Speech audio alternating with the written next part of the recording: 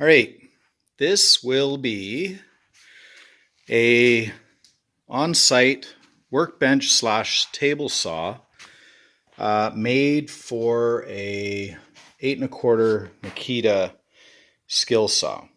So this is what I got so far. I've made the plate. I'll have to cut it in. I'm wanting to cut it so that I can cut a full 4x8 sheet in half. So this is about a 6 foot, actually 6 foot 1 inch table.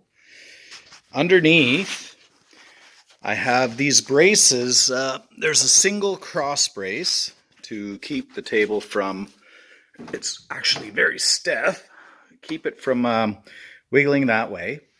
Those legs are cross legs that just lock in. They can be removed. So there's both a pin and a single screw. So the screw on each upper corner and so forth. The pin will locate it and the screw will set in the same hole so that I'm not constantly riddling the foot with the leg with holes. Underneath there is a frame. You can't focus. There is a frame, a slotted frame that has little angle blocking to seat the legs into. I didn't offset it, so there's a bit of twist and binding, which is okay. It's a little snug to go, but I put a double washer between these screws, and those are lock nuts on it and washers on both ends. So the double washer kind of gives it some room. You can see it's tight at the top and open at the bottom. Gives it some room to canter so that it will fit. I'm going to glue in one more brace to stiffen the table, like across midways.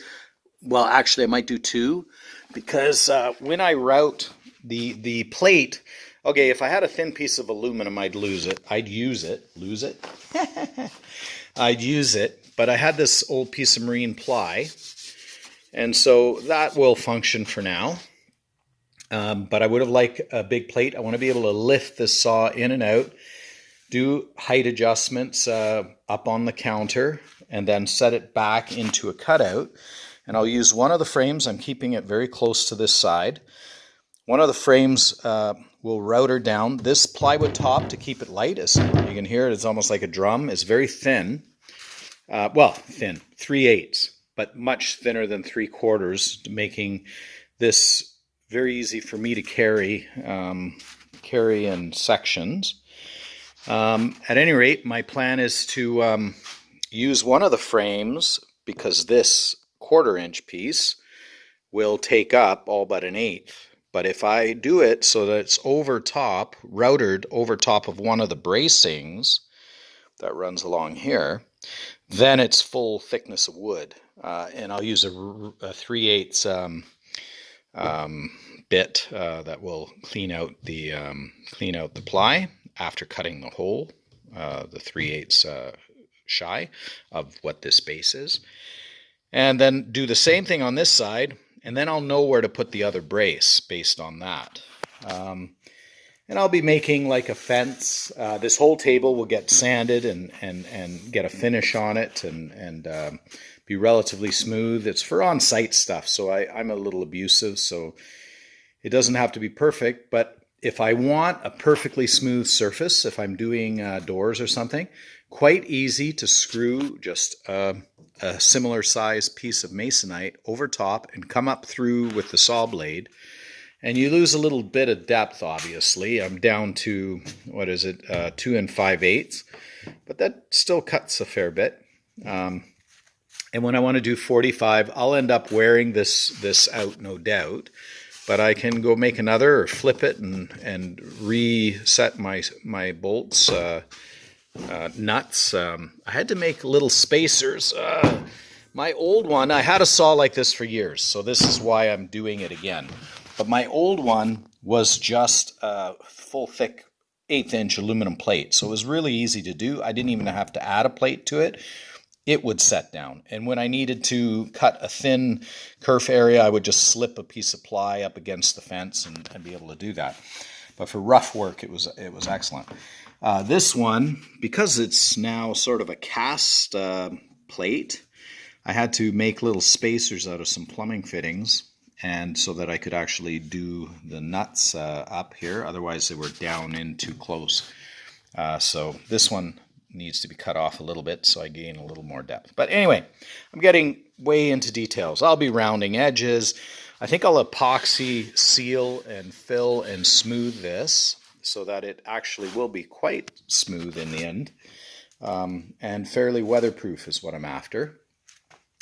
But it's a small enough thing that breaks down, and like I say, well, it's sliding on my masonite, but it's